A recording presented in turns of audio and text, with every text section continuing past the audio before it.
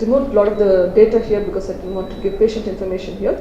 But any patient that comes in, the information is entered into the system here, and the patient contact information and the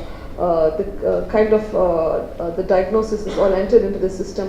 And apart from this, what we've done is it's not just about notification of this disease. We've taken it a step further. This system, we get the patient information, and we also created a system whereby every day patients are given a reminder messages as SMS goes through to the patient, like this that you see here in Telugu. And depending on the patient preference, we can do it in Telugu, English, Hindi, and we can modify it in other languages as the need arises. So this is a reminder that goes to the patient every single day at a predetermined time, so that a patient would not forget to take the medicine. How many of you have taken antibiotics, any medications in your life? Any? You get a cough and a cold, you go to the doctor, they give you 5-day course of antibiotics.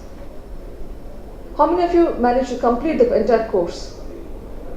It's rather difficult to take medicines every day. So this kind of system helps people to remember to take medications.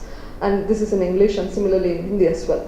And then twice a week, a phone call goes to the patient saying that, have you taken your medications regularly? If you've taken medications, press 1. If you've not taken medications at all, press 2.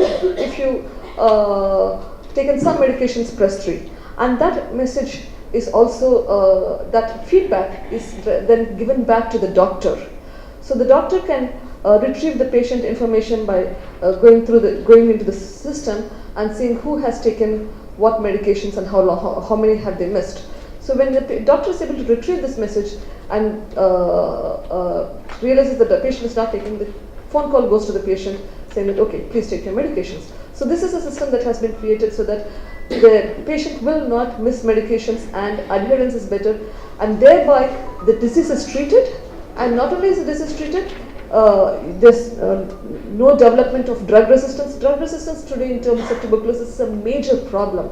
If you have TB, that's normal TB, it takes about 6 months and a few hundred rupees a month for treating the disease. But if you have drug resistance, it costs you thousands and thousands of rupees per month, and it takes a good 1.5 to 2 years at least to complete the treatment. And not only that, you'll be spreading the disease much more. So by doing all these things, we're hoping that we will be able to do good for the patients and thereby to the community as such.